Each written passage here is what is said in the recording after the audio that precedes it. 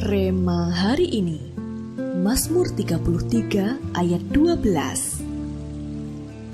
Berbahagialah bangsa yang Allahnya ialah Tuhan, suku bangsa yang dipilihnya menjadi miliknya sendiri.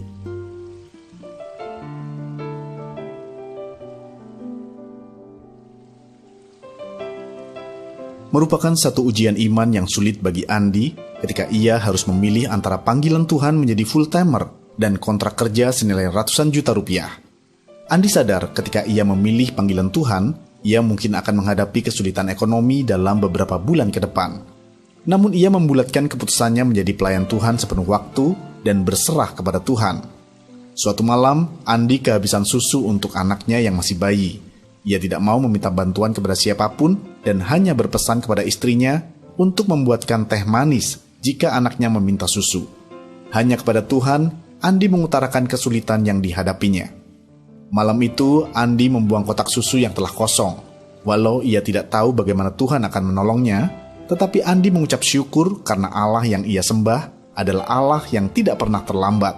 Sekitar pukul 6 pagi, anak Andi menangis. Ia pun menuju dapur hendak mengambil teh. Namun ia terkejut saat melihat sekotak susu ukuran jumbo di atas meja makan. Istrinya lalu bercerita bahwa semalam ibunya tergerak untuk membelikan susu untuk cucunya ketika berbelanja di supermarket. Hari ini ibunya hendak berpergian keluar kota dan menyempatkan singgah untuk memberikan susu tersebut pagi-pagi benar. Kita mengenal Daud sebagai orang yang dikenan dan disukai oleh Allah karena ketaatan dan cintanya kepada Tuhan.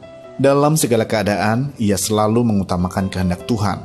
Meskipun terkadang Daud berkeluh kesah tentang kesesakan hatinya kepada Tuhan, tetapi selalu berakhir dengan memuji-muji Tuhan. Karena itu, meski Tuhan mengasihi semua orang, tetapi Daud mendapat tempat istimewa di hati Tuhan. Kita pun bisa mendapat anugerah besar sebagai umat kesukaan Tuhan ketika kita menyerahkan hidup dan mengandalkan Tuhan sepenuhnya.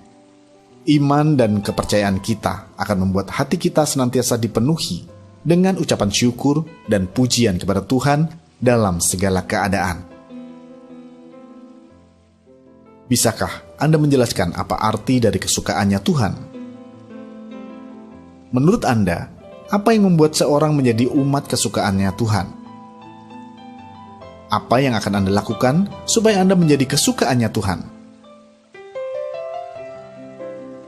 Tuhan Yesus, kami rindu untuk senantiasa menyenangkan hati-Mu.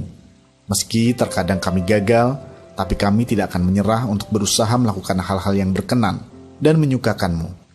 Terus ajar dan tuntun kami Tuhan, agar kami menjadi umat kesukaan-Mu. Di dalam nama Tuhan Yesus, kami berdoa. Amin.